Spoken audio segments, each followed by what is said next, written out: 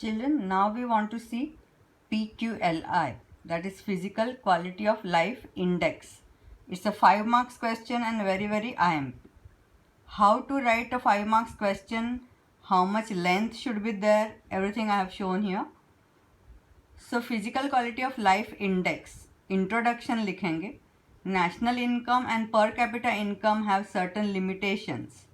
Economic development should be such that living standard of poor people improve. So Morris D. Morris presented Physical Quality of Life Index known as PQLI. किसने दिया है? Morris D Morris ने ये दिया हुआ है. तो इतना इंट्रोडक्शन में लिख लिया, फिर मीनिंग लिखेंगे.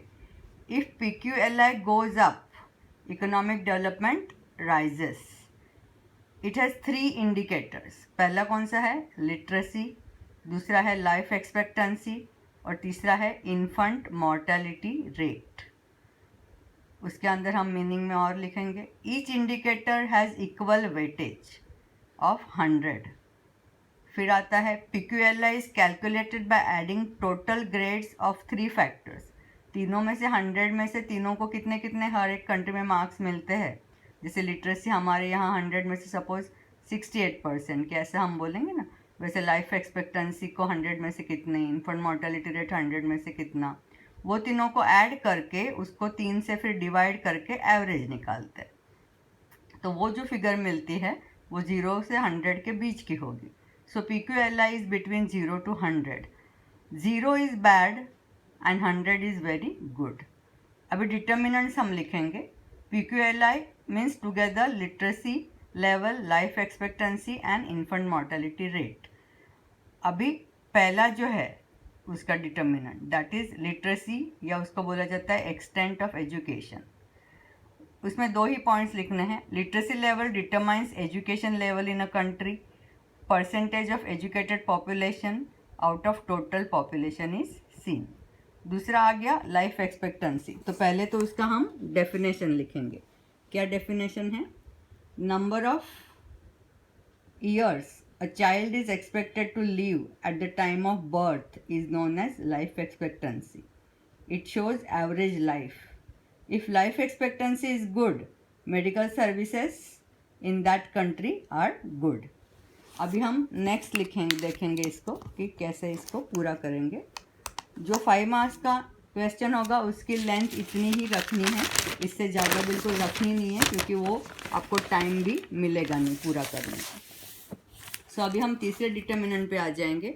Infant mortality rate. During a year, number of children who die before completing 1 year out of 1000 births is known as infant mortality rate. एक साल में जो 1000 बर्थ्स हुए, चाइल्ड बर्थ्स, उसमें से कितने बच्चे 1 साल कंप्लीट करने के पहले मर गए, वो जो हम गिनते हैं उसको बोला जाता है इन्फेंट मॉर्टेलिटी रेट. जितना कम होगा उतना अच्छा, जितने कम मरते उतना कंट्री के लिए अच्छा. Less infant mortality rate is good. It tells you about good health care service in the country. अब इसके पॉजिटिव एस्पेक्ट्स क्या है? PQLI is a better indicator than national income and PCI.